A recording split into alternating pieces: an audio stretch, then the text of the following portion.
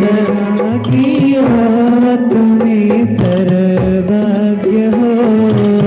सप्त तत्वों के तुम्हीं मर्मज्ञ हो। सप्त तत्वों के तुम्हीं मर्मज्ञ हो। मुक्ति का मार्ग तुम्हीं से पा गए। मुक्ति का मार्ग तुम्हीं से पा गए। हे प्रभु चरणों में तेरे आ गए। हे प्रभु चरणों में तेरे आ गए।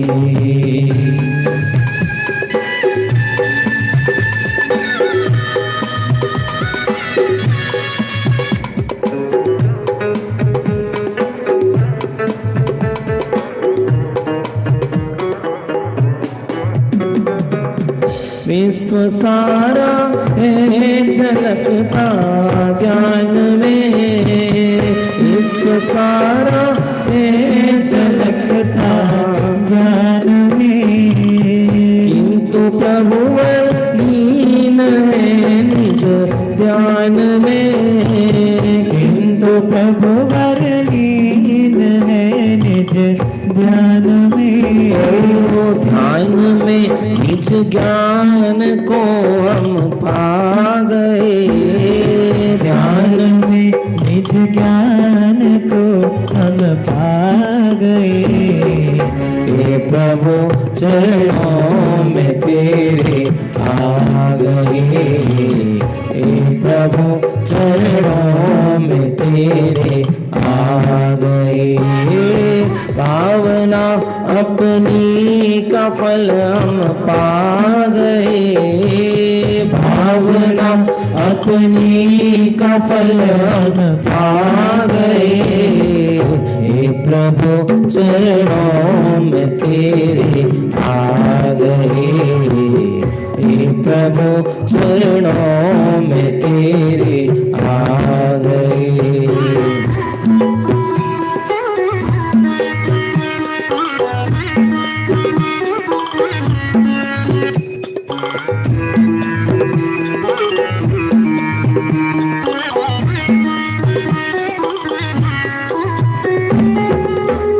बताया जगत के सब आत्मा।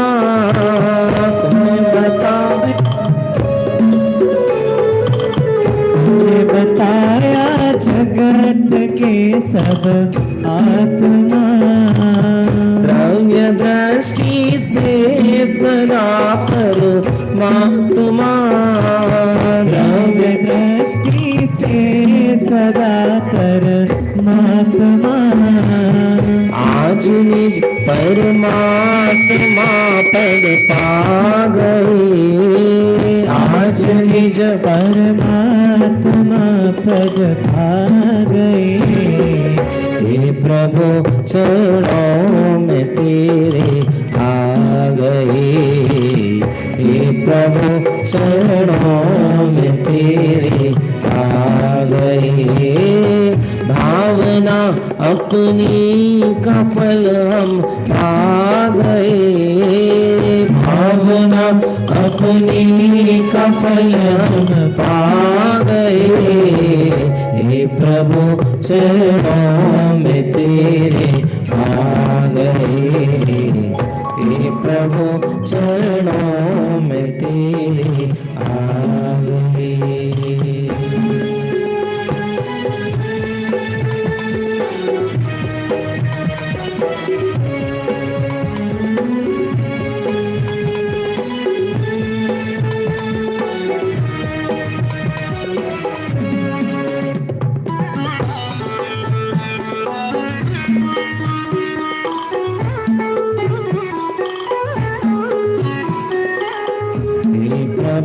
चरणों में तेरे आ गए।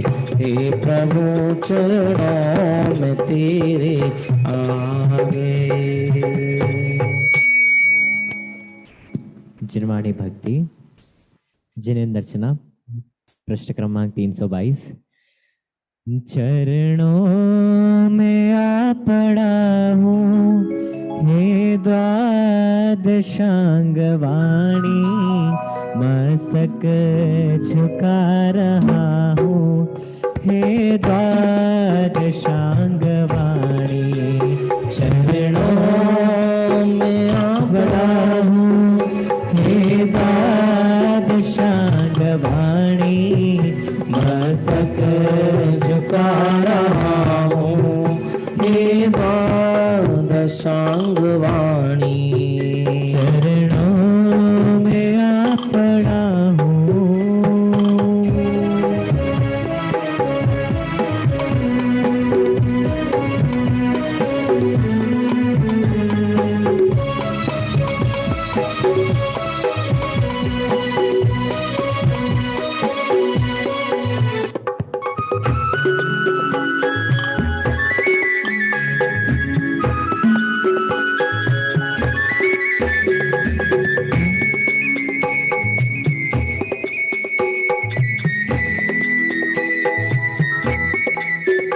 मैं तत्व को नशाया, निज तत्व को प्रकाशा, आपा पराया भाषा हो भानु के समानी। मैं तत्व को नशाया, निज तत्व को प्रकाशा, आपा पराया भाषा हो भानु के समानी।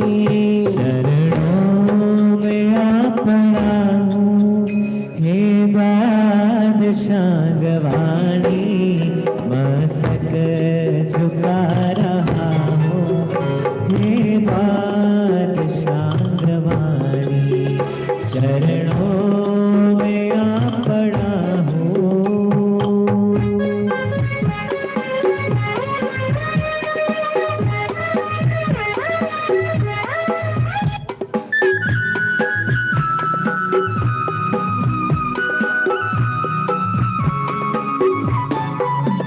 षड्राग को बताया, सागात को जताया, भवबंध से जुड़ाया, सच्ची जिनेंद्र वाणी।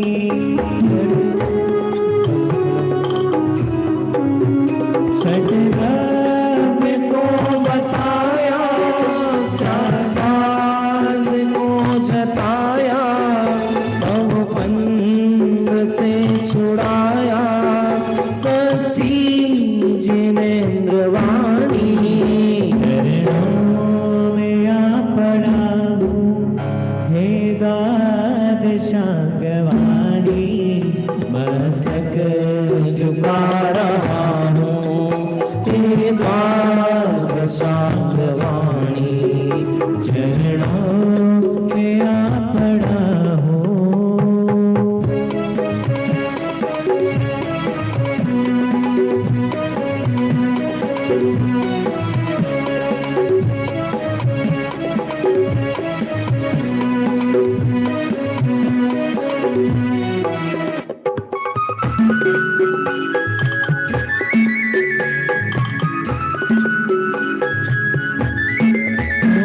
प्रचार मेरे मग में, जंजीर डाल पग में, भाड़े है मोक्ष मग में, तकरार मोक्ष उठानी।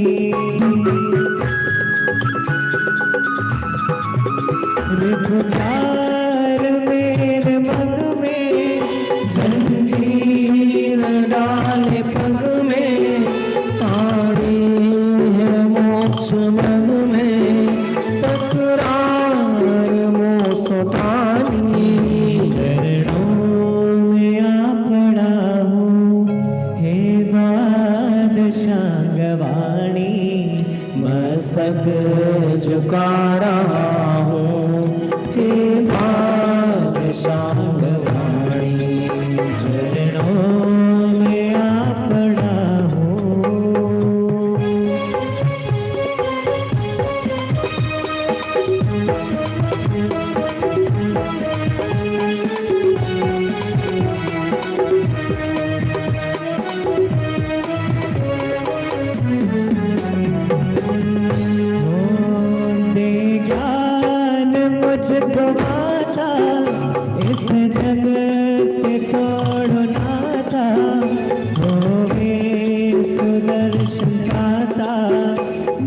जग में तेरी सानी।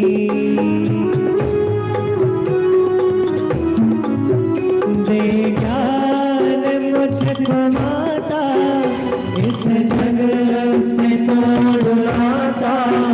ओ वे सुदर्शन साता, नहीं जग में तेरी सानी। चरणों में आ पड़ा हूँ हे द्वादशांग वाणी, मस्तक झुका रहा हूँ हे द्वादशांग वाणी। चरणों में आ पड़ा हूँ हे द्वादशांग वाणी, मस्तक झुका रहा हूँ हे द्वादशांग वाणी। मस्तक झुका रहा हूँ हे द्वादशांग वाणी। कोई द्वादशांग मई जिनवाणी माता की जय। हेलो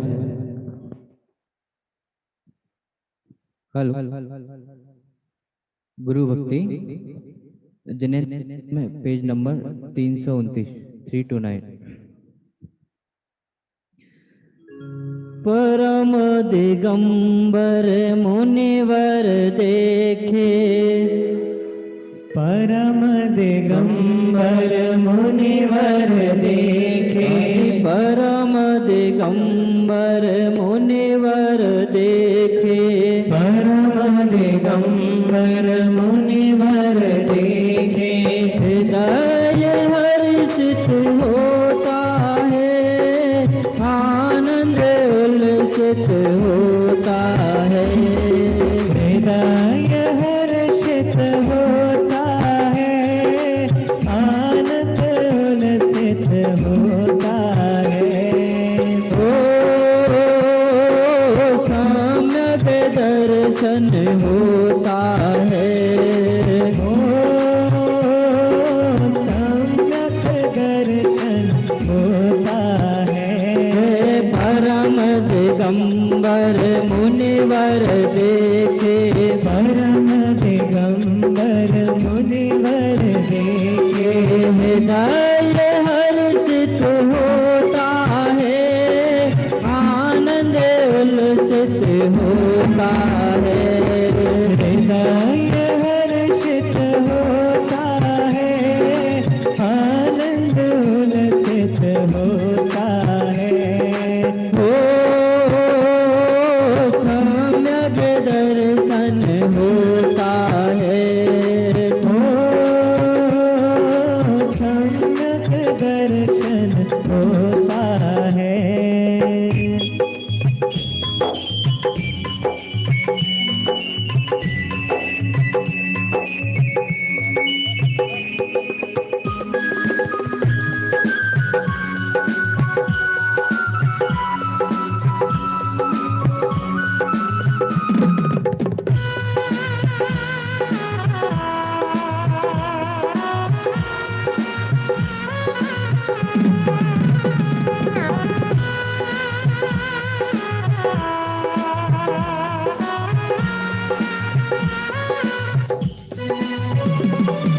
वास जिनका वन उपवन में। वास जिनका वन उपवन में। वास जिनका वन उपवन में। वास जिनका वन उपवन में। शिखर के नदी तटे।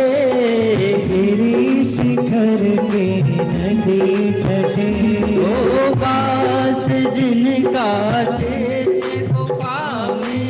वास जिनका चेत गुफा में। आत्म आनंद में रमे। आत्म आनंद में रमे।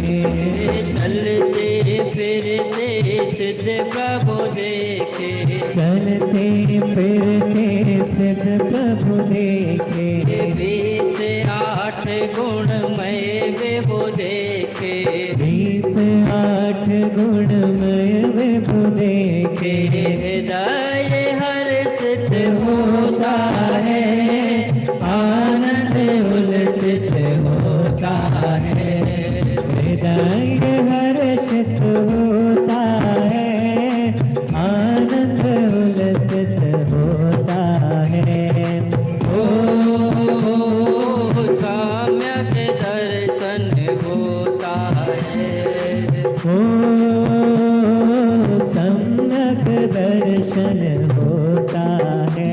समस्त वितरागी संतों की जय हो।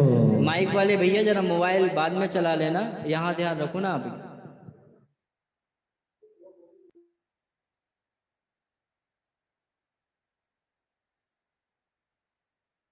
की एक भक्ति हम सब करेंगे। बोले द्वासांग में जिनवाणी माता की जय हो। मीठे रस से भरी रे जिन वाणी लागे, मन वाणी लागे, आत्मा की बात बड़ी प्यारी लागे। ओ मीठे रस से भरी रे जिन वाणी लागे, मन वाणी लागे, आत्मा की बात बड़ी प्यारी लागे।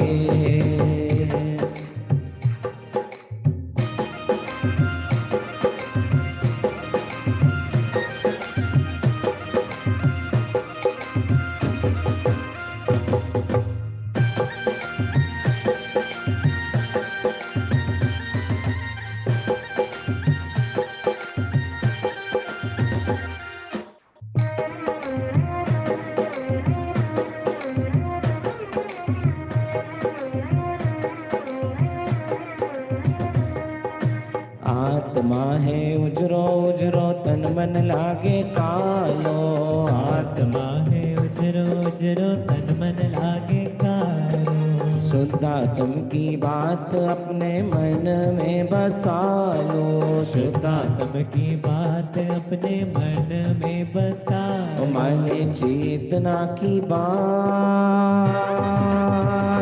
माने चेतना की बात घनी प्यारी लागे, मन हारी लागे, आत्मा की बात घनी प्यारी लागे।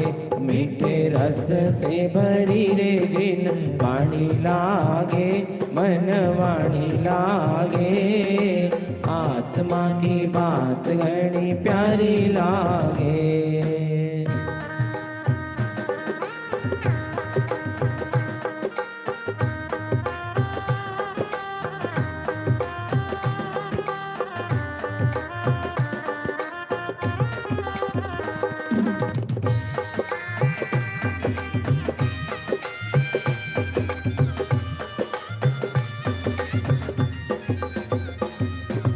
देह अचेतन में हूँ चेतन जिनवाणी बतलाए, देह चेतन में हूँ चेतन जिनवाणी बतलाए। सिद्धों जैसा मैं भी हूँ ये फिर भी धोखा खाए, सिद्धों जैसा मैं भी हूँ ये फिर भी धोखा खाए। मान ले तू चेतन भैया, अरे मान ले तू चेतन भैया, हरे लागे थारो काय लागे, आत्मा की बात घनी प्यारी लागे। मीठे रस से भरी रे जिन वाणी लागे, जिन वाणी लागे, आत्मारी बात घनी प्यारी लागे।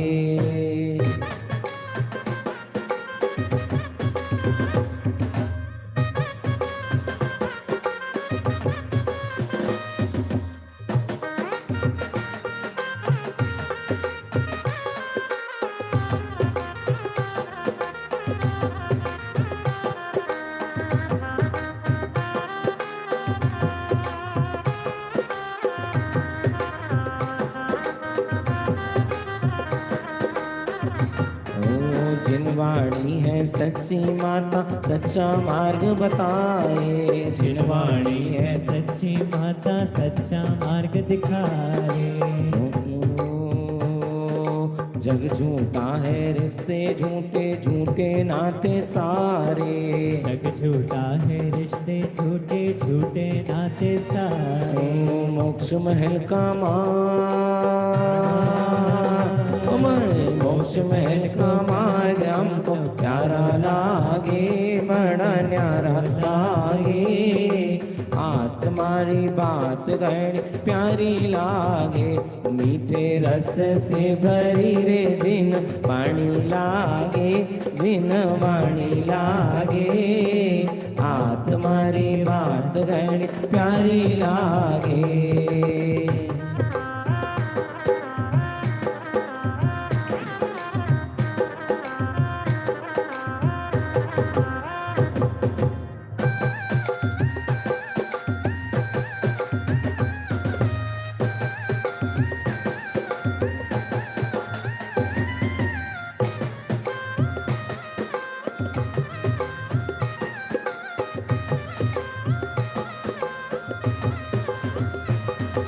नहीं भावे मन लाडो पेड़ा, नहीं भावे मन काजू, नहीं भावे मन लाडू पेड़ा नहीं भावे मन काजू।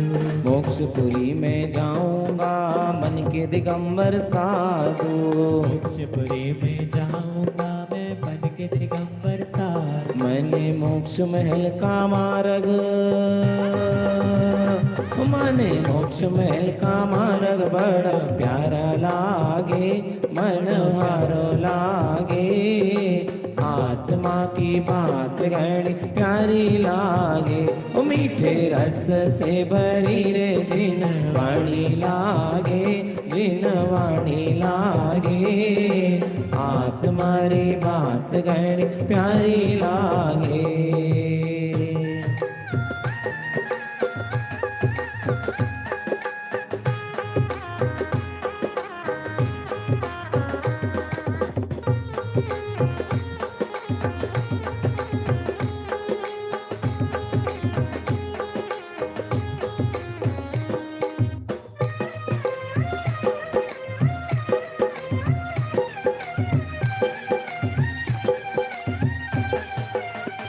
हमारी जिनवाणी माँ तो महान वीरा रे।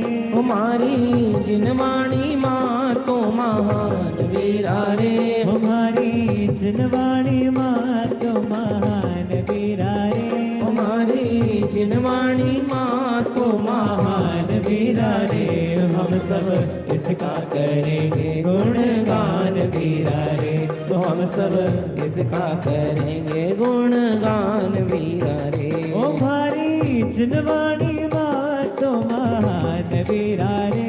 ओ भारी जिनवाणी माँ तो महान वीरा रे। हम सब इसका करेंगे गुणगान वीरा रे, तो हम सब इसका करेंगे गुणगान वीरा रे।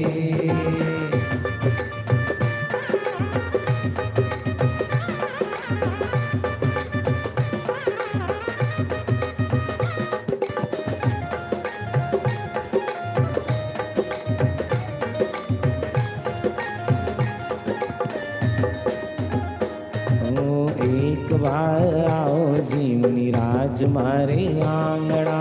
एक बार आओ जीवनी राज मारे आंगड़ा। की घड़ी रे करूं रे मनहार, तारे दर्शन को। ताकि घड़ी रे करूं रे मनहार, तारे दर्शन को।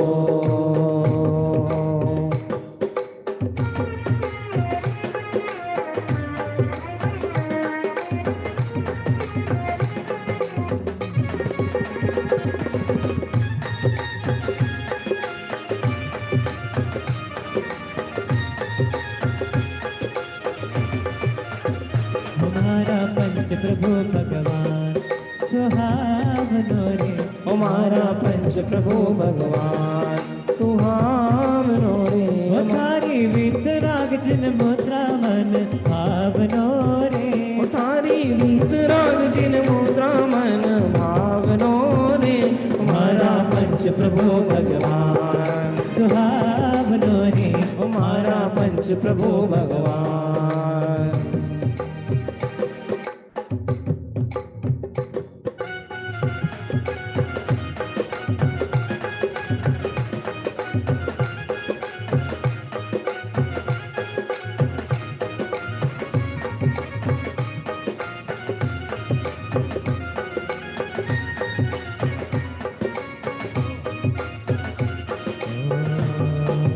उड़े उड़े रे उड़े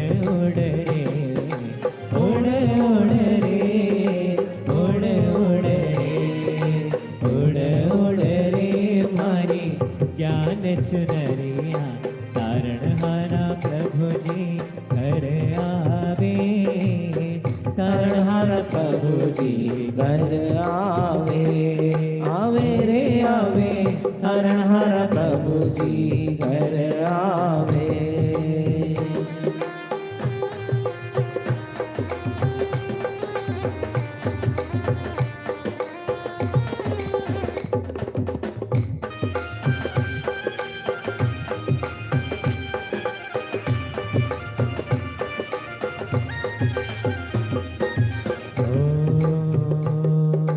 अंतर आनंद के रसिया तीर्थंकर नाथ हमारे, अंतर आनंद के रसिया तीर्थंकर नाथ हमारे, अंतर आनंद के रसिया तीर्थंकर नाथ हमारे, अंतर आनंद के रसिया तीर्थंकर नाथ हमारे।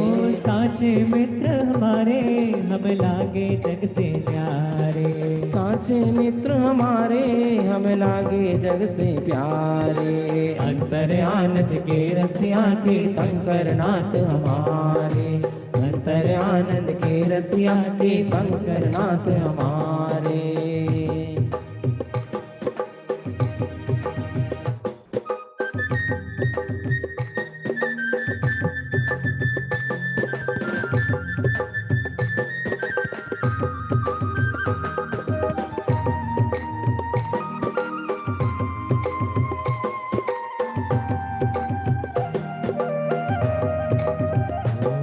हरे आंगन आज आई देखो मंगल घड़ी, मेरे आंगन आज आई देखो मंगल घड़ी, मंगल घड़ी आई पावन घड़ी, मंगल घड़ी आई पावन घड़ी।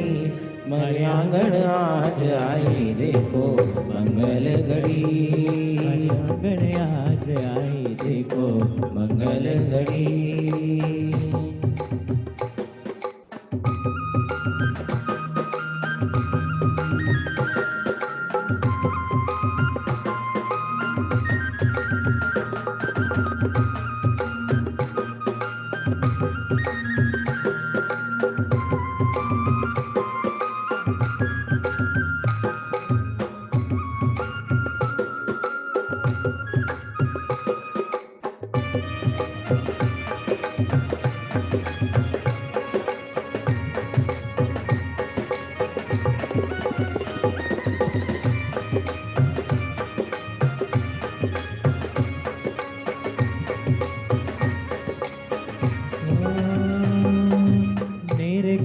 निरखी मन हर मोरन दोरी हो जे नंदा, निरखी मन हर मोरन तोरी हो जे नंदा, निरखी मन हर मोरन तोरी हो जे नंदा, निरखी मन हर मोरन त्योरी हो जे नंदा। कोई कोई आत्म निज निधि, कोई कोई आत्म निज निधि पाई हो जी नंदा, निरखी मन हर मोरन तोरी हो जे नंदा, निरखी मन हर मोरत।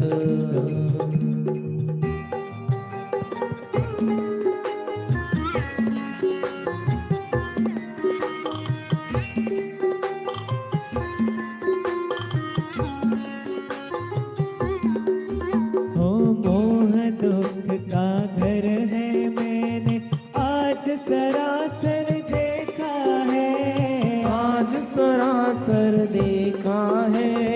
आत्म धन के आगे झूठा जग का सारा लेखा है, जग का सारा देखा है। ओ मैं अपने में घुल मिल जाऊं, मैं अपने में घुल मिल जाऊं तो पाऊं जीनंदा, निरखी मन हर मोरत तोरी हो जे नंदा, निरखी मन हर मोरत तोरी हो जे नंदा।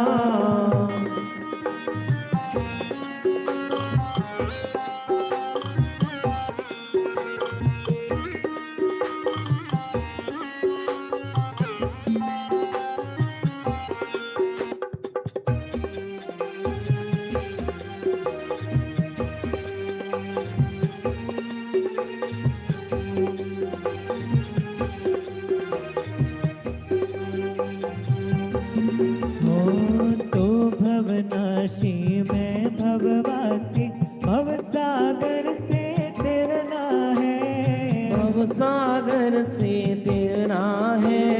शुद्ध स्वरूपी तुझ सा बन कर शिव रमणी को वरना है। शिव रमणी को वरना है। ओ मैं अपने में ही रम जाऊं, मैं अपने में ही रम जाऊं, वर पाओ जीनंदा। निरखी मन हर मोरत तोरी हो जीनंदा। निरखी मन हर मोरत तोरी हो जीनंदा।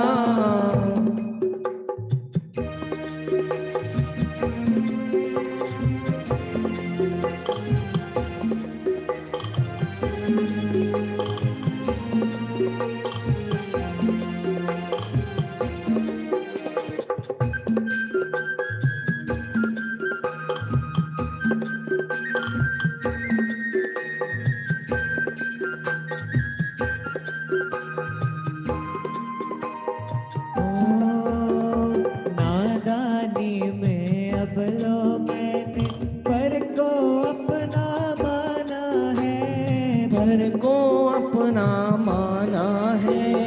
काया की माया में भूला, तुझको नहीं पहचाना है। तुझको नहीं पहचाना है। ओ अब भूलो पर रोता ये मन, अब भूलो पर रोता ये मन, मोरा हो जिनदा। निरखी मन हर मोरत तोरी हो जीनंदा। निरखी मन हर मोरत तोरी हो जीनंदा। ओ कोई कोई आत्म निज निधि, कोई कोई आत्म निज निधि, पाई हो जिनदा। निरखी मन हर मोरत तोरी हो जीनंदा। निरखी मन हर मोरत तोरी हो जीनंदा। तोरी हो जीनंदा। तोरी हो जिनंदा।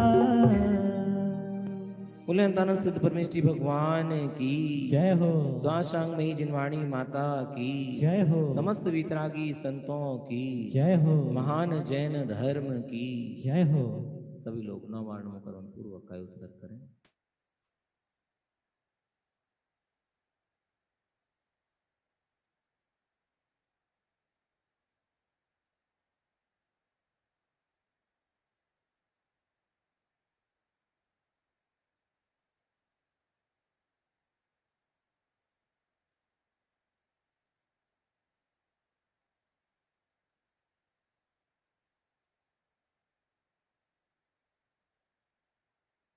भक्ति का कार्यक्रम यहीं विराम लेता है और अभी अवसर है स्वाध्याय का। आज रात्रि का प्रथम प्रवचन आदरणीय पीयूष जी शास्त्री जयपुर, जो श्री टोडरमल स्मारक ट्रस्ट में मैनेजर हैं और हमारे मोक्षमार्ग प्रकाशक के बहुत बढ़िया विद्वान, हम जैसे कई विद्यार्थियों के तो गुरु भी रहे हैं। कितने सालों से आदरणीय भाई साहब इस मोक्षमार्ग प्रकाशक को कक्षाओं के माध्यम से संचालित करते हैं। ये ऐसा विषय सबको लगता है मोक्षमार्ग प्रकाशक की कक्षा में क्या पढ़ाया जाता होगा, क्योंकि ये तो प्रवचन का विषय है। लेकिन हमारे स्मारक में, हम लोग के विद्यालय में मोक्षमार्ग प्रकाशक कक्षा के रूप में पढ़ाया जाता है। वहाँ इसके क्वेश्चन आंसर भी होते हैं, क्वेश्चन आंसर लिखवाए भी जाते हैं और उनको पूछा भी जाता है। इसलिए आपको एक विशिष्ट शैली में, उनकी एक विशिष्ट शैली है मोक्षमार्ग प्रकाशक की, उसमें हमको सुनने को मिलेगा। अभी हम जिनवाणी विराजमान कर रहे हैं, सभी अपने स्थान पर खड़े हो जाएंगे।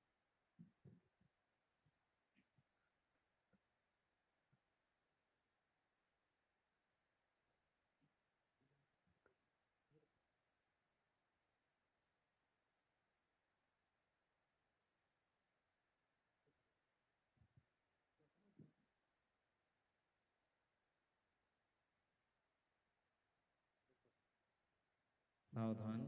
स्याद्वादनय षट द्रव्य गुण पर्याय और प्रमाण का, जड़ कर्म चेतन बंध का, अरु कर्म के अवसान का, कह कर स्वरूप यथार्थ जग का, जो किया उपकार है, उसके लिए जिन वाणी माँ को वंदना शतवार है, वंदना शतवार है।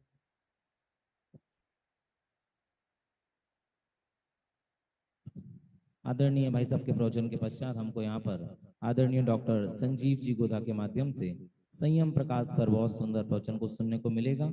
और उसके पश्चात आदरणीय छोटे दादा डॉक्टर हुकुम चंद जी भारेल साहब, इनका समय सार का सार जो सुंदर विषय अपना चल रहा है विगत 2 दिनों से, वो भी हमको सबको सुनने को मिलेगा। इसलिए आप इन तीनों प्रवचनों का लाभ लें।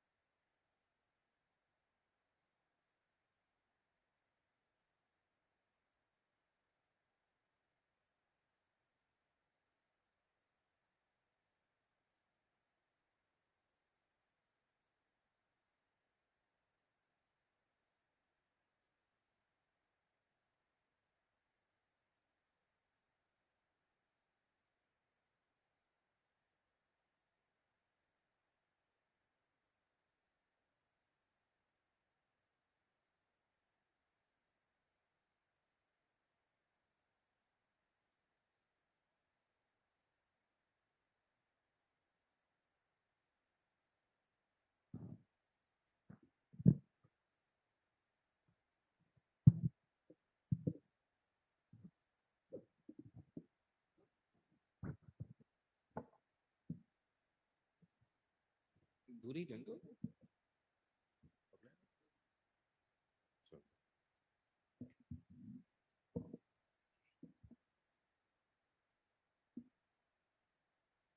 सभी लोग सावधान हो जाएं। नमो अर्हंताणं, नमो सिद्धाणं, नमो आयरियाणं, नमो अध्यायाणं, नमो लोहे सवसाहुणं,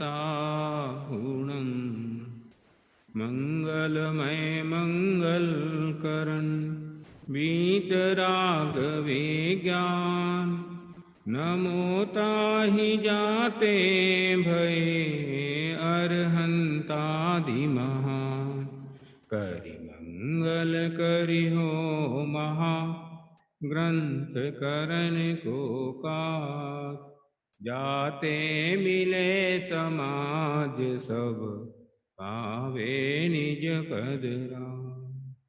मंगलम भगवान वीरो, मंगलम गौतमो गण, मंगलम कुंद कुंदाद्यो, जैन धर्मोस्तु मंगल, जैन धर्मोस्तु। आचार्य कल्प पंडित टोडरमल जी के मोक्षा प्रकाशक ग्रंथ, जिसकी तो पंक्ति पंक्ति आत्मसात करने जैसी है, लेकिन अब जब एक प्रवचन करना हो तो फिर कई बार मुझे सम्यक सन्मुख मिथ्या दृष्टि का प्रकरण याद आता है। मुझे ऐसा लगता है कि इस विषय पे कई बार चर्चा होनी चाहिए।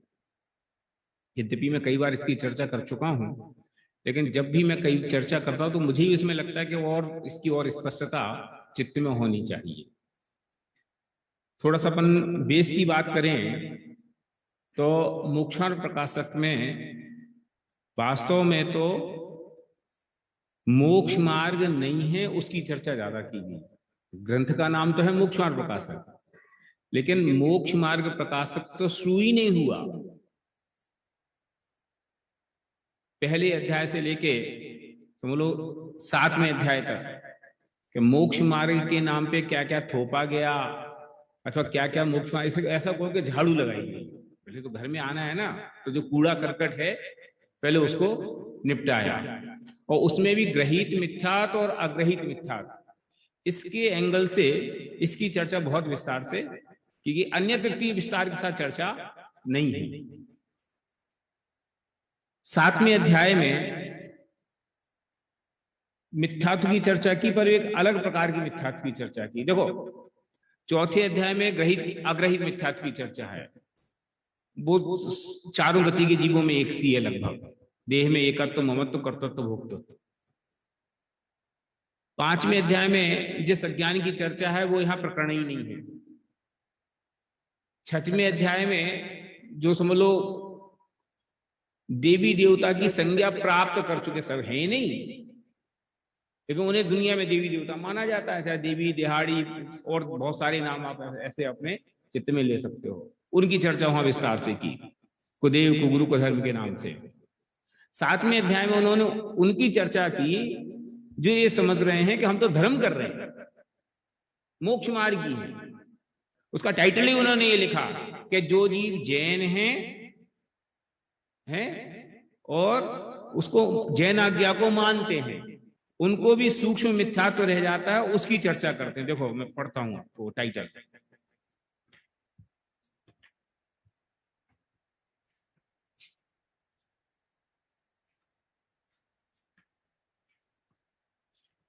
देखो, अब जो जीव जिन आज्ञा को मानते हैं उनके भी मिथ्यात्व रहता है, उनका वर्णन करते हैं, क्योंकि इस मिथ्यात्व वैरी का अंश भी बुरा है, इसलिए सूक्ष्म मिथ्यात्व भी त्यागने योग्य है। विनोद जी भाई साहब, सूक्ष्म मिथ्यात्व। अब सूक्ष्म मिथ्यात्व माने का, मैंने इसकी एक परिभाषा बनाई संजीव जी कि सूक्ष्म मिथ्यात्व माने क्या। सूक्ष्म मिथ्यात्व माने वो कि जिसको देखने के लिए वो ना छोटे अक्षरों को देखना हो तो उसके लिए लेंस लगाओ फिर पढ़ो तो दिखाई दे। ऐसे ही कि जो मिथ्यात्व दुनिया देख के बता दे, ये तो दुनिया जानती है कि देवी दिहाड़ी को पूज रहे और दूसरे कुदेवी कुदेवताओं को पूज रहे, इसको तो हर आदमी कहते हैं विधर्मी है, इन्हें जैन धर्म की समझ नहीं है, ग्रहित मिथ्यात्व में पड़े। तो फिर सूक्ष्म मिथ्यात्व कि जिसको दूसरे देखें उन्हें लगे यार बहुत धार्मिक है आदमी, स्वाध्याय कर रहे 6-6 घंटा, भगवान की पूजन कर रहे, उपवास कर रहे, 10 लक्षण के 10 उपवास कर रहे और 10 सालों से कर रहे। और ऐसा नहीं कि दिखावे के लिए कर रहे, दिखावे वाले तो बाहर गए।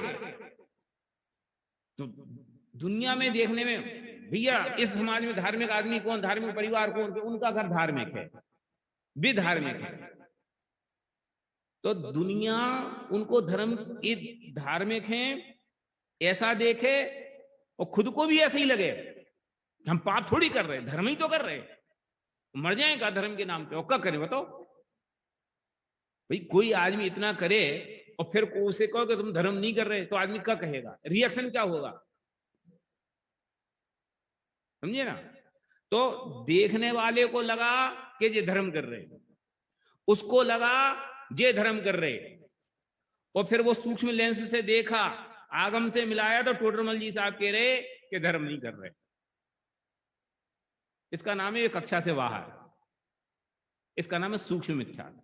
माने खुद को भी पकड़ में नहीं आए और दूसरे को भी पकड़ में नहीं आए, एक गुरु को भी पकड़ में आए, आगम से ही पकड़ में आए, इसका नाम सूक्ष्म मिथ्यात्व। तो इसकी चर्चा 7वें अध्याय में की। तो 7वें अध्याय में है क्या कि वास्तव में 7वें अध्याय में जिस मिथ्यात्व की चर्चा है ना, वो नयों के बैलेंस को नहीं समझने की चर्चा है, चाहे निश्चयाभास को, चाहे व्यवहाराभास को, चाहे उभयाभास को। निश्चयाभास माने क्या कि जो कथन निश्चय से कहे उनको व्यवहार में अप्लाई किया, गड़बड़ हो गई।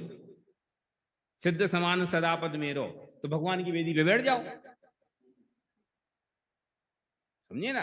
तो ये गलत है क्या? नहीं, समय सार में लिखा है, और एक जगह नहीं 1 लाख जगह लिखा है। तो निश्चय की बात थी और अप्लाई व्यवहार में करी, एक्सीडेंट हो गया। ऐसे ही कि भगवान की पूजा के बिना धर्म नहीं होता, देव दर्शन के बिना कोई भोजन करे तो पाप है, हमने गांठ बांध ली। मर जाए लेकिन नियम नहीं छूटेगा। दिन भर खाना नहीं खाएंगे लेकिन देव दर्शन नहीं मिले तो काम नहीं होगा। गांठ बांध ली और धर्म हो गया कि नहीं भैया, कहीं ना कहीं गड़बड़ हो।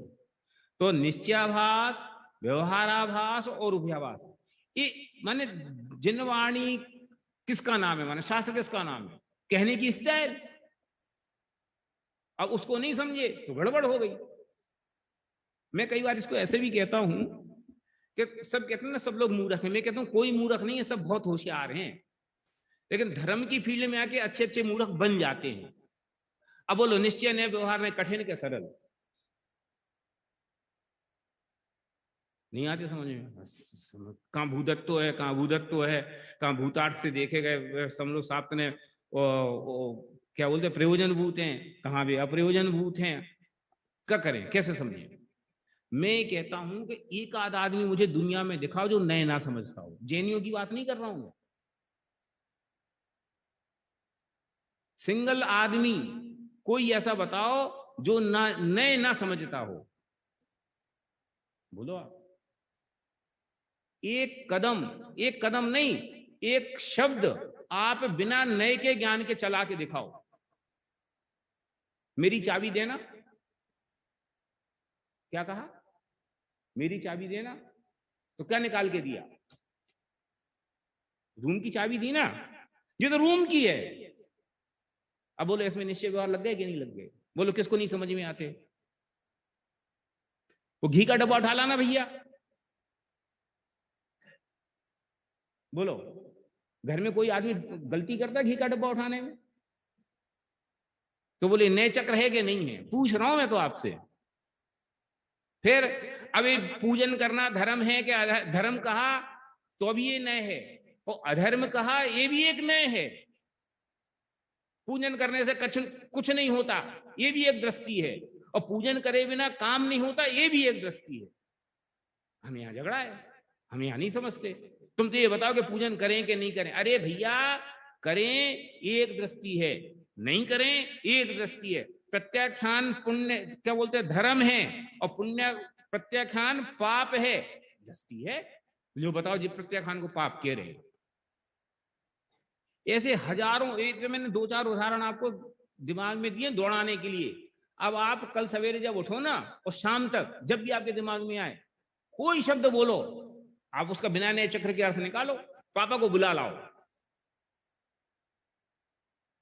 ये चाबी पापा को देना, ये नए चक्र नहीं है। और बोलो वो आपका लड़का वो समझता है कि नहीं समझता है, उसको निश्चय व्यवहार नहीं पता लेकिन नए चक्र पता है। पापा कहा तो बोलो किसके पापा को दे के आता है, मम्मी के पापा को कि अपने पापा को। क्यों, मम्मी ने तो कही थी पापा को दे आओ, ये कहा कही थी कि तो अपने पापा को दे के आना। सोचो आप, दुकानदारी में सब नए चक्र नहीं समझते। आप ही की दुकान है भाई साहब, अरे आप लोग घर के हो, अब बोलो इसमें नए चक्र है कि नहीं है। और सुनो, दुकानदार भी नए चक्र अप्लाई कर रहा है, और वो जो ग्राहक सामने खड़ा है ना वो भी नए चक्र अप्लाई कर रहा है, कहीं मिस्टेक नहीं हो रही। ग्राहक कभी ये कहता है कि अपनी दुकान भैया तुम बाहर जाओ, कहता है, और दुकानदार ये समझता है कि अपनी नहीं है। कह ये रहे कि आपकी दुकान है, और जो ये कह रहा है वो ये समझ ये रहा है कि आपकी दुकान नहीं है। मैं आपके दुकान पे जाऊं मोदी मेडिकल पे, तो आप क्या कहोगे, पंडित जी पधारो आपका ही घर है, यही कहोगे ना। और मैं थोड़ा संकोच करूं, अरे यार संकोच क्यों कर रहे हो, अपना घर का काम है, घर का ही मामला है, ऐसी कहोगे ना। और पंडित जी वहीं सोफा पर पैर पसार के बैठ जाएं, तो क्या आदमी यार इतनी समझ नहीं है। बोलो अरे आप ही ने तो कही थी कि आपका घर है, फिर शाम तक नहीं जाए हैं, तो क्या कर रहे हो पंडित जी, क्या प्लान है। अरे हमारा घर है आप जाओ, बोलो आंख कितनी देर में बदल जाएगी। अब मैं पूछता हूं, दुनिया के इस लोक व्यवहार को निभाने में, चलाने में आज तक किसी को समस्या आई? कोई ने बोला कि यार कहते हैं अपना घर और होता है नहीं, बल्कि अपना घर कहने का अर्थ होता है कि अपना नहीं है। जिससे कहा जाता ना कि आपका ही घर है, इसका अर्थ है कि आपका नहीं है, सावधान, हिसाब से रहना। और जिसका होता है उससे कहा नहीं जाता। बोलो इस व्यवहार में किसी को झगड़ा है, कोई को समस्या होती है? तो धर्म में जैसी हम समय सार में सुनते हैं कि आत्मा ही परमात्मा है, समझ में नहीं आती। और फिर जैसी हम रत्न शाकाचार में सुनते हैं कि देवसा गुरु की पूजा से बड़ा कोई धर्म नहीं है, वो समझ में नहीं आती। सोचो आप इस एंगल से सोचो तो माने धर्म माने क्या? आगम की दृष्टि का बैलेंस। वो जो बात जिस अपेक्षा से कही गई है उस अपेक्षा से वो बात 100% सही है और दूसरी अपेक्षा में वो 100% गलत है, ऐसा ही है ना। लेकिन हम वहां अप्लाई करने में भूल जाते हैं और लोग व्यवहार में अत्यंत शादी ब्याह होते हैं। अब जो लेन देन होता है ना, बोलो सब निश्चय व्यवहार समझते कि नहीं? कि जे अपनी देवरानी, जे देवरानी की देवरानी हैं, जे अपने बेवाई साहब हैं, बेजवाई साहब, बोलो इसमें कोई झगड़ा है किसी को? और बहुत बैलेंस के साथ लिफाफे का वजन भी वैसे ही चलता है, तो किसी को कोई लड़ाई नहीं है, सब निश्चय व्यवहार यथार्थ। व्यवहार कैसा किया जाए अलग बात है, लेकिन जब लेन देन की बात है, टीका की बात है, तो किसको कौन सी साड़ी देना है, सबके घर में बराबर मार्किंग है कि नहीं है? बोलो इस नेचक्र है कि नहीं है? नेचक्र का ज्ञान है कि नहीं है? बताओ। जो मिठाई का डब्बा देते हैं, निमंत्रण देने जाते हैं, तो फिर किसको किस वजन के साथ निमंत्रण देना, ये नेचक्र नहीं है? ऐसे अब आप सोचोगे ना तो 1,00,000 उदाहरण, अरे जो बोलोगे उसमें नेचक्र है, वहां कोई झगड़ा नहीं है। और यहाँ सबको झगड़े के अलावा कुछ है ही नहीं। जितना अज्ञान धर्म के मार्ग में है वो अज्ञान काय बात का, बताओ उसका रीजन क्या है? इतनी सी बात तो है कि अपेक्षा नहीं समझी, जो बात जहां अप्लाई करनी थी दूसरी जगह अप्लाई कर दी। आत्मा ही परमात्मा है, हमें मंदिर में आके अप्लाई नहीं करना था, और हमने हम ही तो परमात्मा है, कौन धोती दुपट्टा पहने, गलत जगह अप्लाई कर दिया है। वो खाने पीने से क्या होता है, तो देह का धर्म है, रात का खा लो, गलत जगह अप्लाई कर दिया। अप्लाई कहां होना था?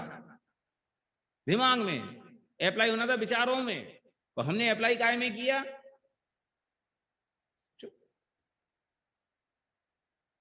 तो 7वें अध्याय में जितना सब्जेक्ट है वो सब इतना ही है बस, कि नए चक्र नहीं समझा, उसके कारण ये सारे झगड़े शुरू हुए। तो निश्चयाभास उसका कारण, व्यवहाराभास उसका कारण, और फिर कोई ने बैलेंस बनाया तो एक नया बना दिया, वो भी आभास। अरे भैया, निश्चय को निश्चय जैसा, व्यवहार को व्यवहार जैसा समझना, ये उसका संतुलन है। हमने निश्चय को भी एक सा वजन और व्यवहार को भी एक सा वजन, ये ऐसे कैसे हो सकता है? संभव ही नहीं है। तो उसने एक नया नहीं भैया, ना तो निश्चय छोड़ना ना व्यवहार छोड़ना, हम दोनों को एक टेबल एक कुर्सी पे बैठाएंगे। भैया हमारे यहाँ कोई भेदभाव नहीं है, हमारे तो जो आते ना सबका एक सा, एक नया मिथ्या तो पैदा कर लिया, अभ्यास हो गया।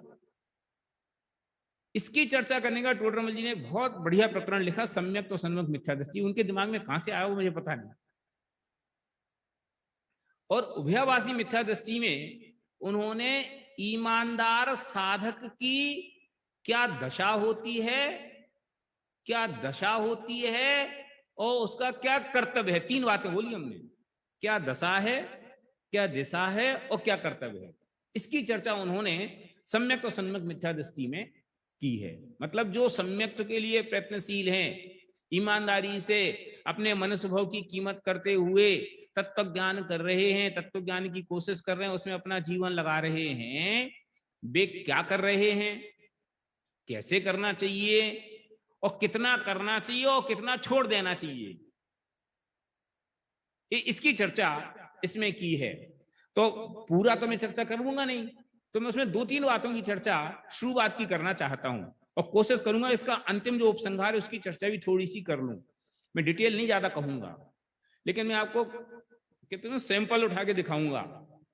फिर आप जब पूरा पढ़ेंगे ना तो आपको वो चीज उसमें दिखाई देगी, तो आपको मजा आए। देखो पेज नंबर 257 है क्या? चलो, इस सम्यक तो सन्मुख मिथ्या दृष्टि में पेज नंबर 257। अब ऊपर पहले, इस प्रकार निश्चयाभास व्यवहाराभास दोनों के अवलंबी मिथ्या दृष्टियों का निरूपण किया। Chapter close. कि नए चक्र के न समझने से जो मिथ्या तो डेवलप हुए उनकी चर्चा भी कर चुके। अब जो समझदार लोग हैं वे अपने आप को कहाँ खड़ा रखें, वे अपने आप को किस बैलेंस पे लाएं, उनकी चर्चा प्रारंभ करते हैं। उनकी एक नई कैटेगरी बनाई उन्होंने। सम्यक दृष्टि है नहीं, वैसा मिथ्यात्व है नहीं। मैं वैसा शब्द यूज किया इसलिए मैंने। सम्यक दृष्टि है नहीं और वैसा मिथ्यात्व है नहीं। तो अब वे कहाँ हैं कि ये टूवर्ड्स डायरेक्शन है, मार्ग की तरफ चल पड़े हैं। उनका क्या व्यवहार होता है उसकी चर्चा देखो। अब सम्यक्त्व के सन्मुख टूवर्ड्स है ना, उनका निरूपण करते हैं कि कोई मंद कषाय आदि का कारण पाकर ज्ञानावरणादि कर्मों का क्षयोक्षम हुआ, जिससे तत्व विचार करने की शक्ति हुई, तथा मोह मंद हुआ जिससे तत्व विचार में उद्यम हुआ, और बाह्य निमित्त देव गुरु शास्त्रादि का हुआ, उनसे सच्चे उपदेश का लाभ हुआ। थोड़ा सा उपयोग लगाएंगे तो आप इसमें सम्यक दर्शन की जो लब्धियां हैं वे देख सकते हैं। दिखाई दे रही? पांचों तो नहीं दिखाई देंगी, 2-3 दिखाई देंगी। देखो आप पढ़ो आप कि मंद कषाय आदि का कारण पाकर ज्ञानावरणादि कर्मों का क्षयोक्षम हुआ। क्षयोक्षम लब्धि मतलब, क्षयोक्षम लब्धि मतलब, क्षयोक्षम लब्धि माने क्या? कि ज्ञान का इतना उघाड़ जिसमें तत्व की बात समझ में आ सके। 4 इंद्रिय अथवा असंगी पंचेंद्रिय के पास ज्ञान तो है, लेकिन इतनी ज्ञान की ताकत नहीं है कि उसको तत्व समझ में आए, आत्मा परमात्मा उसके ज्ञान का ये बन सके, ये बात उसको समझ में आ सके, इतनी ताकत उस ज्ञान में अभी नहीं है। तो क्षोभ लब्धि माने इतनी ज्ञान में ताकत आ गई कि ज्ञान चाहे तो आत्मा परमात्मा की बात को समझ सके। इसका नाम है क्षोभ लब्धि, माने ज्ञान में पावर का आ जाना। अब इसमें क्या किया अपन ने, बोलो? संजीव जी तो उदाहरण देते, वो उसका भांड भड़भुजे का। कल्पना करो, कई बार ऐसा लगता है कि 6 डाला की पूरी पहली ढाल पड़ जाओ। यहां कहां से चले? हेडक्वार्टर से।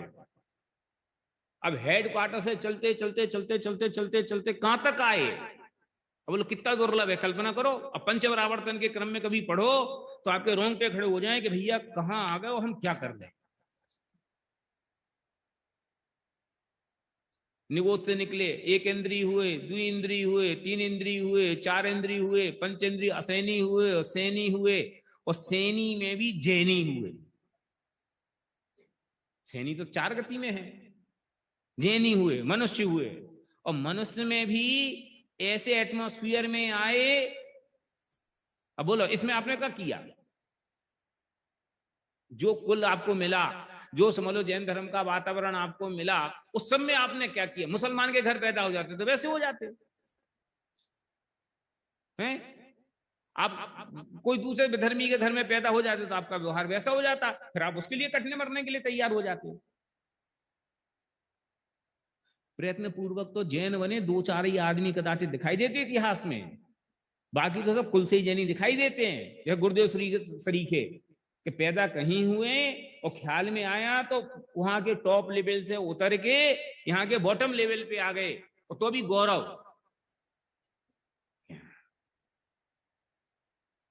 तो बोलो क्या किया? इसके लिए तो क्या किया? तो पुण्य का उदय का क्षयोक्षम जैसा होता गया पंच परावर्तन के क्रम में, वो अपने आप होता गया।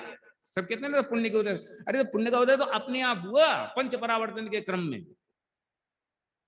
क्षयोक्षम लब्धि मिल गई। मंद कसाय का कारण पाकर ज्ञानावरणादि कर्मों का क्षयोक्षम हुआ, कि इतना ज्ञान आ गया कि कोई पढ़ाए तो पढ़ ले। ठीक। अब इसमें भी आप और सोचोगे ना तो आपको बहुत सारी चीजें दिखाई देंगी कि मनुष्यों में देखो, जैनियों में भी देखो कि कई के घरों में बच्चे होते, बेचारों को कुछ शक्ति नहीं रहती, कुछ सामर्थ्य नहीं रहती। क्षयोक्षम तो है लेकिन शारीरिक दशा वैसी नहीं होती, क्या करें? अपन को वैसी कोई प्रतिकूलता नहीं है, रहने की नहीं, खाने की नहीं, सोने की नहीं, माने जिस जिस प्रतिकूलता से आप उचट जाते कदाचित। अभी कोई मजदूर से कहो कि भैया प्रवचन चल रहा, चलो, पहले पेट तो भर लें, सोचो आप, इतना है, ठीक। फिर जिससे तत्व विचार करने की शक्ति, क्षोभशम हुआ ना, तो तत्व विचार की शक्ति का आना ये क्षोभशम। शक्ति नहीं हो तो क्या करोगे? कुछ नहीं करोगे। फिर एक काम हुआ, अब दूसरा मोह मंद हुआ, जिससे तत्व विचार में उद्यम हुआ, सेकंड स्टेप। जैन समाज में तो बहुत सारे आदमी जिनके पास क्षोभशम है। अरे मनुष्य मात्र के पास है, मनुष्य मात्र क्यों, संगी पंचेंद्री मात्र के पास है। क्षोभशम तो सबके पास है, लेकिन क्षोभशम होने के बावजूद भी मैं कौन हूं, जो श्रोता के स्वरूप में लिखा ना पहले अध्याय में, कौन विचार करता है, किसको विचार आता है? इसका विचार तो आता है कि मैं दुनिया को दिखाऊं कि आई एम समथिंग। है एक घर हो तो दो घर, दो घर हो तो चार घर, चार घर हो तो छह घर, इसका विचार तो सबको आता है। लेकिन मैं भगवान आत्मा हूं, ये अपने ज्ञान में बिठाएं, इसका विचार कितने आदमियों को आता है? ये तो संयोग है, इनमें मेरा हाथ पांव नहीं चलते, ये तो पुण्य के और पाप के उदय का परिणाम है ना। और ये पुरुषार्थ का विषय है, तो पुण्य और पाप के परिणामों में तो सबका पुरुषार्थ चल रहा है, चलाने की कोशिश कर रहे, और जिसके लिए करना चाहिए उसमें कितने लोगों का उपयोग जाता है ये बताओ। तो मोह मंद हो, जिससे तत्व विचार में उद्यम हुआ, माने मोह मंद का लक्षण है तत्प्रति प्रीति चित्तेन, ये मोह मंद होने का लक्षण है। तो अपन मंद मोही है, क्यों? विषयों का रस नहीं है ना, पंचेंद्रिय के विषयों का वैसा रस नहीं है जैसा दूसरों को है। ये मोह की मंदताई का सूचक है। आत्मा परमात्मा की बात सुहाती है, सुनते हैं तो चेहरे पे प्रसन्नता आती है, ये मोह की मंदता का लक्षण है। नहीं तो कितने बैठते तो कितने आदमी है, अरे यार बोलो, हम तुम के घर में ही है ना। अभी आप YouTube पे अपने घर में लगा लो तो दूसरा, समझिए ना। तो मोह मंद हुआ, जिससे तत्व विचार में उद्यम हुआ। आप इसका विस्तार करो अपने दिमाग में, अभी मैं ज्यादा नहीं करूंगा क्योंकि मुझे आगे जाना है। कि मोह मंद हो तो तत्व विचार में उद्यम होता है। तो तत्व विचार में उद्यमशील हो, इस बात का इंडिकेशन है कि मोह मंद है। और तत्व विचार में अगर रुचि नहीं आ रही हो, इस किस बात का इंडिकेशन है? कि दिल्ली दूर है, अभी मोह मंद नहीं हुआ, समझिए ना। इसका नाम विशुद्धि लब्धि। तो ज्ञान का क्षोभशम ऐसा हो कि समझ में आए, सुनना, ज्ञान का क्षोभशम ऐसा हो कि जिससे समझ में आए, यह है क्षोभशम लब्धि। क्या नाम तुम्हारा भैया? नहीं, इसका बच्चे का प्रतीक, सुनना। ज्ञान का क्षोभशम ऐसा कि जिससे तत्व की बात समझ में आए, ये क्या है? क्षोभशम लब्धि। शब्द नए सुनने तो याद हो जाएंगे, कोई बात नहीं। और कसाय का क्षोभशम ऐसा हो कि जिससे तत्व समझ न आए। अंतर समझ में क्या बोला मैंने? एक में मैं और एक में ने, बस इतना ही फर्क है कि जिससे तत्व समझ में आए वो क्षोभशम लब्धि, जिससे तत्व समझ न आए शुद्धि लब्धि। पैसा तो हमारी जेब में बहुत है, हमें काय में खर्च करना? पैसा होना ये धनवान होने का लक्षण है, फिर पैसा काय में खर्च करना ये विवेकवान होने का लक्षण है। तो क्षोभशम लब्धि और विशुद्धि लब्धि। तो देखो, हमें क्षोभशम भी हुआ और विशुद्धि भी हुई, तभी तो बैठे, नहीं तो काय को बैठते? इतनी ठंड में यहाँ कौन बैठना है? और टीवी के जमाने में, और टीवी तो छोड़ दो, यूट्यूब के जमाने में, टीवी में तो फिर भी ये था कि साहब लिमिटेड एडिशन है। अब तो आपके हाथ में सब कुछ हुए, हाँ, और आपकी इच्छा, और फिर उसमें तो ये सिस्टम है, वे आपकी रुचि को पहचान कर वही आपको सामने लाके दिखाते हैं।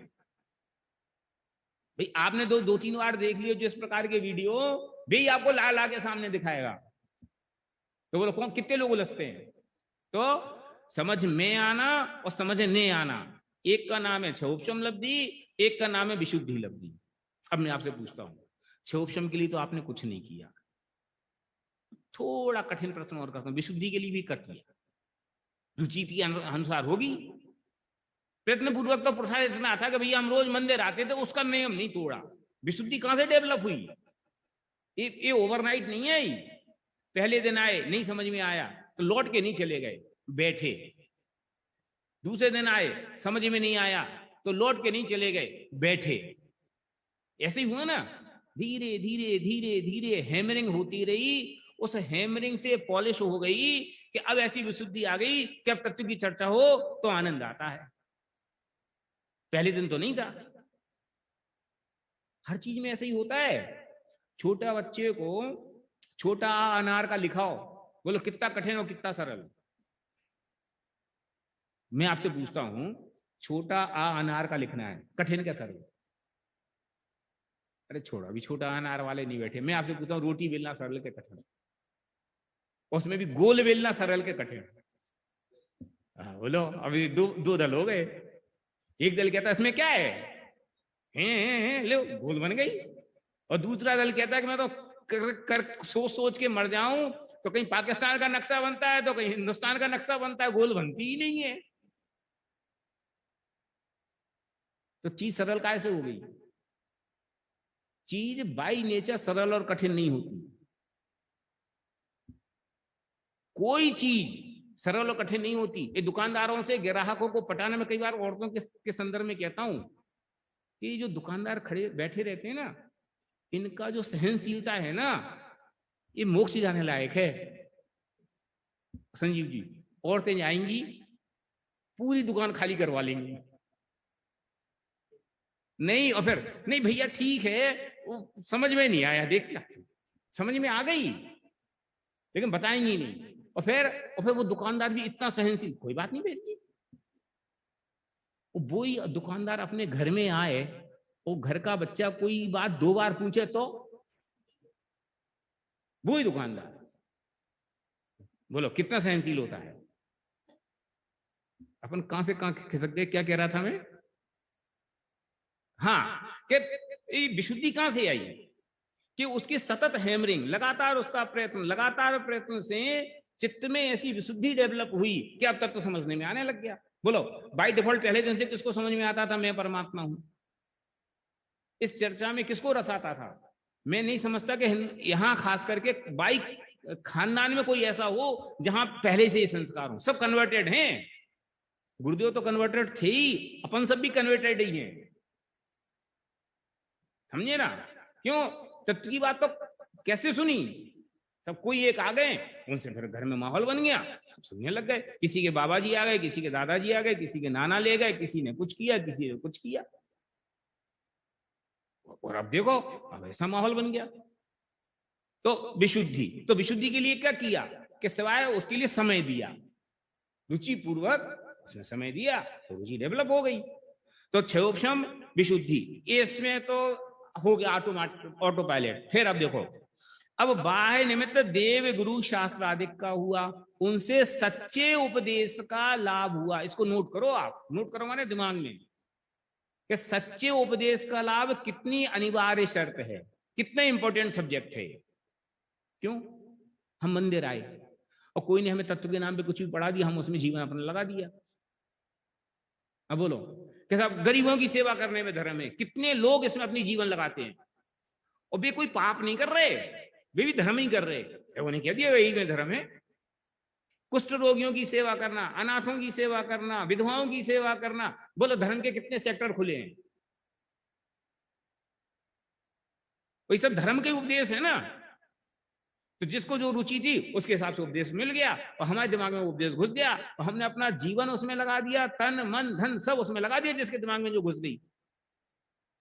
नहीं तो बिना जुनून के थोड़ी ये काम होते हैं। अरे कबूतरों का जीवन बचाना ये धर्म है और लोगों ने जिंदगी लगा दी। कुत्तों को रोटी मिलनी चाहिए, पेपर में कई बार ऐसी न्यूज़ें आती कि नहीं आती? कोई बंदरों को केला खिलाने में धर्म मान रहा। वो कितने प्रकार के धर्म हैं। तो सच्चे उपदेश का लाभ, ये बहुत बड़ी बात है।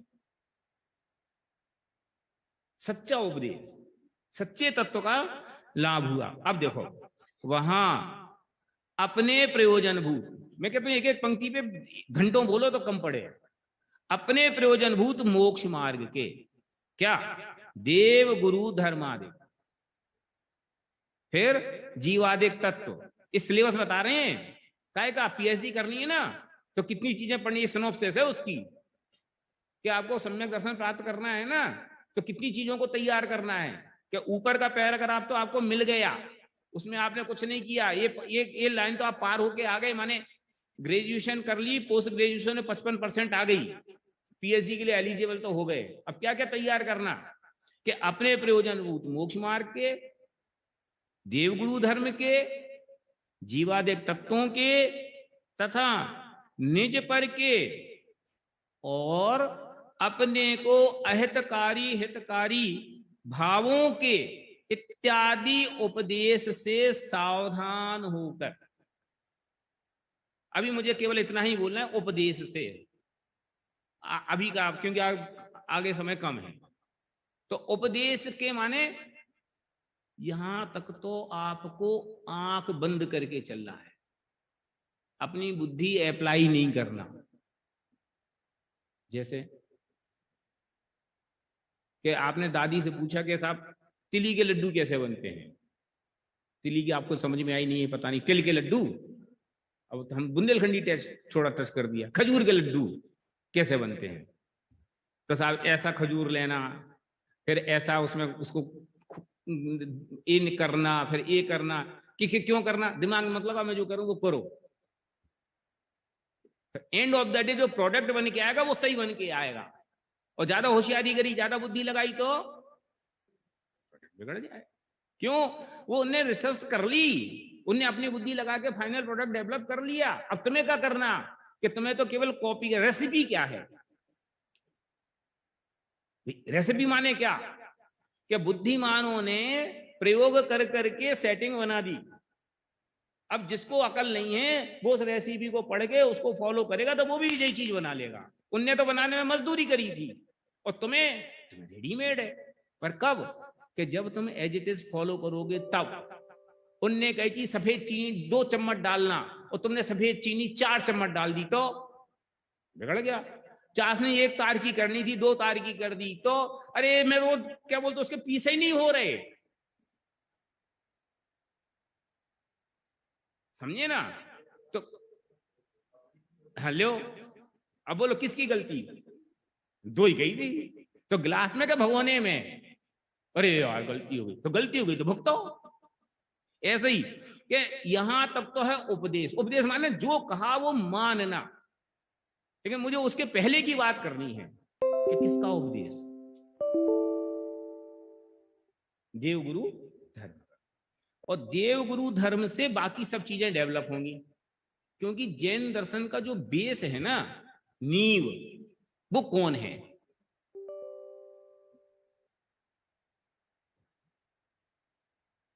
मैं बहुत गंभीरता से इस बात को कह रहा हूं, आप समझना इस बात को, कि तत्व 7 होते हैं, 21 के भरोसे आपने माने कि गणधर देवों की उपस्थिति में 100 इंद्रों की हाजिरी में, अब गुरुदेव की भाषा में वैसा को वैसे को दिग्ध्वनि में आया। बोलो इसके अलावा और कोई तरीका है, उसको छोड़ दो। मैं कहता हूं जितने अनुयोग है ना, चारों के चारों अनुयोगों को अगर सर्वज्ञ को हटा दो तो उन अनुयोगों का आधार क्या, कर्म की 148 प्रकृतियां होती हैं। व्हाट इज द एविडेंस, कौन ने देखी, कि सिवाय इसके सर्वज्ञ ने कही, शास्त्रों में लिखी। तीर्थंकर 24 होते हैं, 25 क्यों नहीं, जिनवाणी में लिखा, सर्वज्ञ ने कही। बोलो अब आप सोचो, जितनी आपकी दिमाग में मान्यता है ना तत्व संबंध, चारों अनुयोग संबंधी, माने पानी छान के पीना, अंतर्मूर्त में वो बिना छना हो जाता है, कौन ने देखा, माफ करना, कि भैया सर्वज्ञ ने देखा। अब दही मर्यादा के हिसाब से चले तो उत्ता भक्ष, और उसके बाहर जाए तो अभक्ष। बहुत सारे लोग तो ये कहते बिना बैक्टीरिया के हो ही नहीं सकता। अब क्या करना कि इस पे बहस ना करो, हमारे तो आगम में ये लिखा है उस पद्धति से बने तो भक्ष है, बात खत्म। अब दूध पीने लायक है कि नहीं पीने लायक है, भक्ष है कि अभक्ष है, शास्त्रों में उपदेश है, उसके हिसाब से चलो कि सर्दी में ये, गर्मी में ये, बारिश में ये, पिसे की इतनी, दरदरे की इतनी, मोटे की इतनी। बोलो उसमें आपकी बुद्धि चलती है कि आगम की मर्यादा? तो प्रथमानि हो, कर्णानि हो, चरणानि हो और द्रव्यानि हो, उसमें तो अनुभव प्रमाण आता है। अब मैं आपसे पूछता हूं, आप आत्मा हो, आप नहीं, मैं आत्मा हूं, ये मैंने कैसे महसूस किया? अरे छोड़ो, आत्मा तो समझ में आ जाएगा। मैं अनंत गुणों का पिंड हूं। किसी एक आध आदमी ने महसूस करे क्या अनंत गुण? अरे नाम लेने के लिए आपको 10 गुणों से ऊपर गिन नहीं सकते जो आपको महसूस फीलिंग में आते हो कदाचित।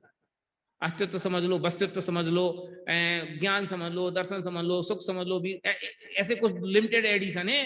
बाकी अनंत गुणों के तो हमें नाम ही नहीं पता है। कौन ने बताया? वो अनादि अनंत हूं, इसको तो बिना सर्वज्ञता के जानने का कोई विधि नहीं है हमारे पास। कहीं से आया हूं, कहीं जाना है, कैसे जाना? दिव्यधनी में आया, साथ साथ भाव देखे गए थे और साथ साथ का आनंद भाव देखे गए। तो कहने का मतलब ये कि जितना जैन दर्शन का बेस है, सम्यक दर्शन का जो आवश्यक सब्जेक्ट है, वो सब आप सिवाय और सिवाय दिव्य ध्वनि के आया है, सर्वज्ञ ने कहा है, गुरुओं ने कहा है, उसके अलावा मानने का कोई प्रमाण है दूसरा? नहीं है। अच्छा, गुरुओं की प्रमाणिकता का आधार क्या?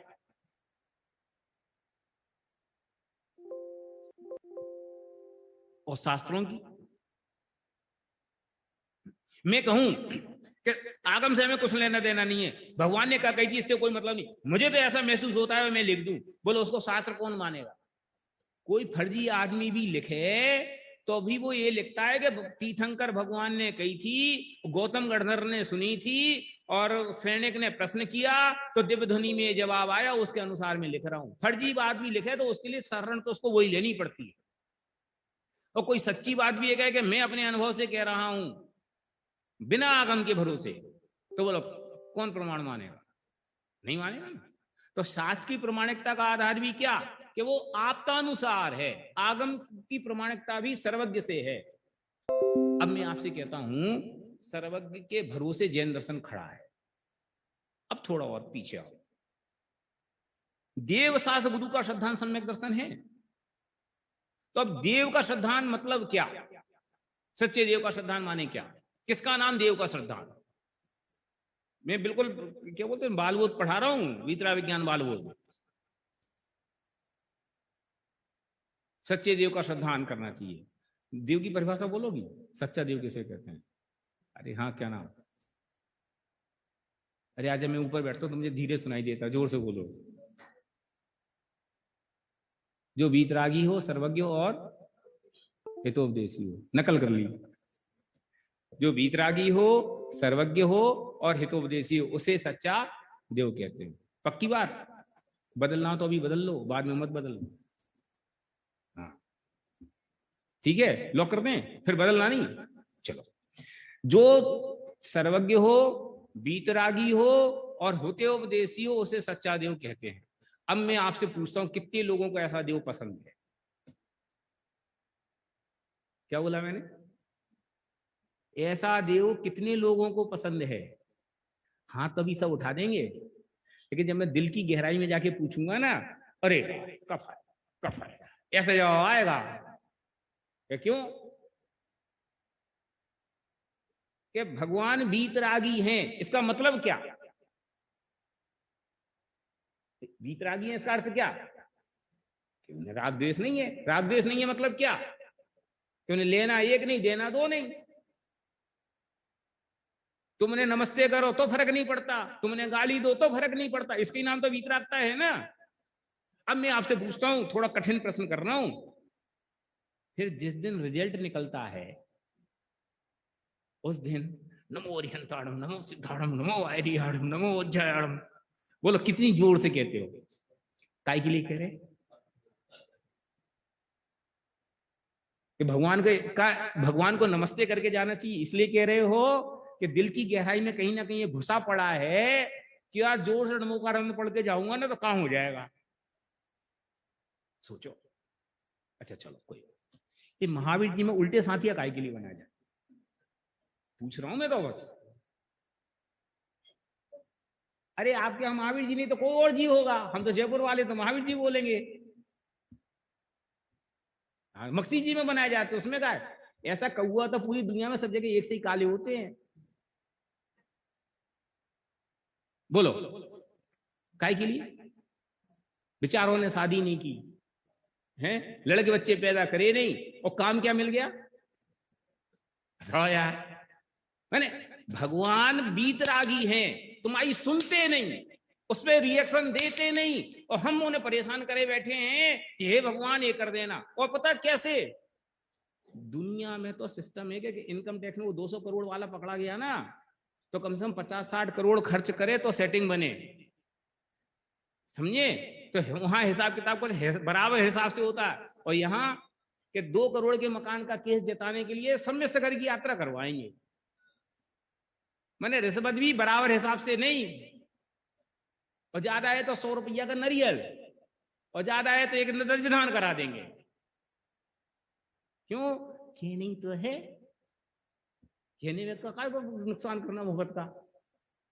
सोचना कि भगवान भी वितरागी हैं, ये बात हमारे ज्ञान में अगर है, अगर हमें सच्चे देव के संबंध में ये श्रद्धान है कि वे भगवान वितरागी होते हैं, तो फिर मैं आपसे पूछता हूँ, भगवान के प्रति जो दया की बुद्धि हमारे चित्त में पड़ी है, भगवान के प्रति जो पराधीनता का भाव हमारे चित्त में पड़ा है, भगवान हमारे दृष्टि दे दें तो हमारा उद्धार हो जाएगा, ये बात जो हमारे दिमाग की गहराई में पड़ी। अरे लौकिक छोड़ दो, पारलौकिक भी कह रहा हूं मैं तो, वे केवल ज्ञान करा देंगे कि चलो लड़का बच्चा तो नहीं कराएंगे पर केवल ज्ञान तो करा देंगे, सुखी तो करा देंगे। पागल हो गए हो, अपने पुरुषार्थ से सुखी हो गए, संरक्षण उनका होगा। संरक्षण माने उनके दिव्य ध्वनि के आदेश के अनुसार, बस इतनी सी बात है।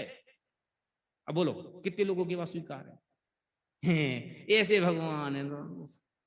फिर तो हम कोई ऐसी दुकान देखते हैं जहां कुछ मामला लेन देन हो तो काम चलता है। हिंदुस्तान में ईमानदार आदमी किसको चाहिए? तुम तो ये बताओ कितने में सेटिंग होगी? चलो कोई बात नहीं, बीतरागी सोचना। फिर भगवान है सर्वज्ञ। क्या है भगवान? सर्वज्ञ माने अरे तीनों लोग हमें समझ में नहीं आते, आप थोड़ा विस्तार से बोला करो। बोलो सर्वज्ञ माने सब कुछ जानते हैं। सब कुछ जानते माने जो आपके पहले हो चुका उसको जानते कि नहीं, और अभी जो हो रहा उसको जानते कि नहीं, और जो कल होगा वो जानते कि नहीं। अब मुझे आपसे पूछना ये है कि जो हो रहा है वो होने योग्य हो रहा है कि नहीं होने योग्य हो रहा है? वही हो रहा है ना, तो हम काहे के लिए रो रहे हैं? अरे यार गड़बड़ हो गई, 1 मिनट पहले अगर ऐसा हो जाता तो पता नहीं क्या हो जाता। बोलो मेरा प्रवचन तो नहीं था शेड्यूल में है? अब मैं कहूं नहीं पहले ही कहते पत्र। सोचो तो होने योग्य ही होएगा ना, अनहोना कुछ नहीं होगा ना। तो जब हमें अगर ये भरोसा है कि अनहोनी होती ही नहीं, हो सकती नहीं, तो जब अनहोनी होती नहीं, हो सकती नहीं, तो हमारे माथे पे वजन काय बात का है?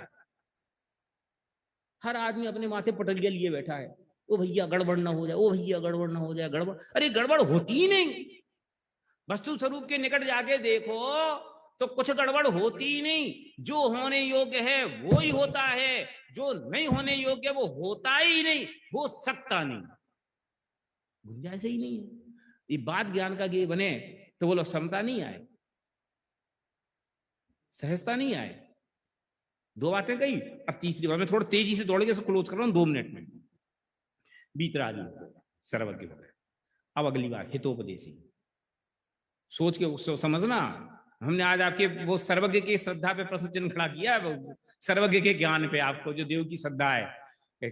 भगवान कैसे होने चाहिए? बीतरागी सर्वज्ञ हितोपदेशी। शब्दों में तो बोल रहे, लेकिन उसका भावात्मक रूप हमारे ज्ञान में स्पष्ट है कि नहीं? फिर भगवान के मंदिर में आके उनकी बीतरागता हमें दिखाई देती है कि नहीं? फिर उनकी सर्वज्ञता हमें दिखाई देती है कि नहीं? फिर उनकी हितोपदेशता दिखाई देती है कि नहीं? फिर उसका बाई प्रोडक्ट जो है वो आता है कि नहीं? सर्वज्ञ हैं ये बात ज्ञान में आए तो उसके एवज में क्या आना चाहिए। कोई आदमी अपना मोबाइल खो गया हो, इससे परेशान हो रहा हो, और उसको पता भैया तेरी जेब में धरा है, और फिर भी वो परेशान हो तो गधा कहलाएगा ना। अरे पता चलती रिलैक्स हो गया, अरे यार मैं तो बहुत परेशान हो गया था, बहुत इंपॉर्टेंट डाटा था उसमें, जैसे ही अरे मिल गया, तत्काल तसल्ली आती कि नहीं। तो हमने भगवान को बीतरागी समझा, सर्वज्ञ समझा और हितोपदेशी समझा, तो उसके बाई प्रोडक्ट के रूप में हमारे चित्त में निराकुलता और शांति और तसल्ली आनी चाहिए कि नहीं। और नहीं आ रही तो अर्थ ये है कि होमवर्क कम किया है, थोड़ा और पाठ पढ़ो, होमवर्क सही करो। हितोपदेशता, हितोपदेशता माने हित का उपदेश। भगवान ने क्या दिया, तो हित का उपदेश क्या है। अरे बालवोद पढ़ी है आप लोगों ने, तो फिर लिखिए ना महावीर की शिक्षाएं, बालवोद में हित का उपदेश है कि क्या, कि एक द्रव्य दूसरे द्रव्य का करता नहीं है, कोई किसी को सुखी दुखी नहीं कर सकता, ये हित का उपदेश है। और हम तेरी रोटी मैं खाता हूं, मेरी रोटी तू खा, मैं तेरे को सुखी करता हूं, तू मेरे को सुखी। अरे पागल हो गए हो, कोई किसी को सुखी दुखी करने में समर्थ।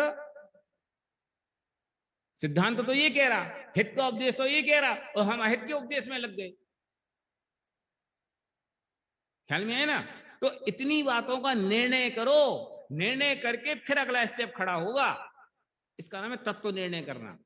तत्व निर्णय में क्या निर्णय करना, कि ये निर्णय करना कि जिनेंद्र भगवान के स्वरूप का निर्णय किया, तो जिनेंद्र भगवान के स्वरूप का निर्णय करना क्या, मंदिर में आके भगवान को ढोक लगाई, तो भगवान को ढोक लगाने का मतलब क्या, कि हे भगवान मुझे तुम्हारी वीतरागता एक्सेप्ट है, तुम्हारी सर्वज्ञता एक्सेप्ट है, तुम्हारा हितोपदेशीपना हमें एक्सेप्ट है। इसका मतलब है उनको ढोक लगाई।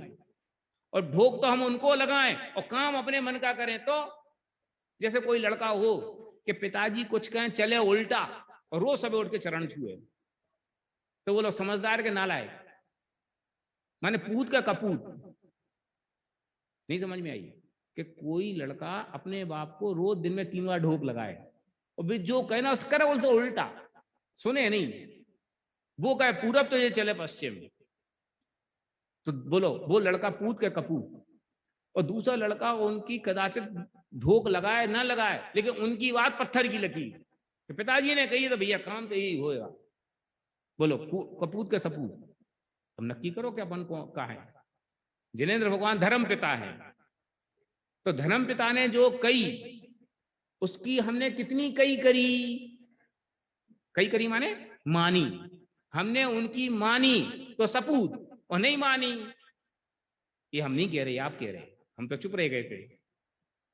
क्यों, हमें कैसे कह सकता हूं, हर व्यक्ति को अपना निर्णय करना है। तो सम्यक दर्शन की पात्रता का बेस ये है, मैं एक ग्राउंड की बात कर रहा हूं कि सम्यक दर्शन की पात्रता का ग्राउंड कहां खड़ा होगा, कि सम्यक दर्शन की पात्रता का ग्राउंड देवशास गुरु के श्रद्धांत से खड़ा होता है। और मैं थोड़ा आगे बढ़ के कहूं तो यही पूरा भी होता है। क्यों, होमवर्क ही इतना है, फिर आगे क्या है, आगे तो आंख बंद करके चले जाना है, फिर तो उनने जैसी पट्टी पढ़ा दी वैसे उंगली पकड़ के चलते जाओ। हमें तो ये निर्णय करना है कि वे भगवान सही बोल, उनने जो कही एक्सेप्ट, उनने जो कही एक्सेप्ट, उनने जो कही, फिर तो बुद्धि थोड़ी लड़ानी है, बुद्धि काय में लड़ानी है, बुद्धि तो उनके स्वरूप का निर्णय करने में लगानी है, सच्चे देव का स्वरूप समझने में लगानी है। फिर बाकी तो उनने जो कही उसको चल, उसके हिसाब से हमें चलना है। आप विचार करना, अपन को सच्चे देव के श्रद्धान के संदर्भ में इन बातों की खबर है कि नहीं। अगर है तो वेरी गुड, आप आगे की पंक्तियां पढ़ना, और नहीं है तो कोई बात नहीं, अभी भी समय है इन पंक्तियों को फिर से पढ़ना और अपने जो देव का श्रद्धान है उसको मजबूत करने की कोशिश करना। जितने एक प्रकरण के समय के अनुसार जितनी बात मैं कह सका उतनी बात हमने कही। इसमें बहुत अच्छा प्रकरण है, पेज नंबर 260 भी आप पढ़ना, तो आपको इसमें कई बातें ख्याल में आएंगी।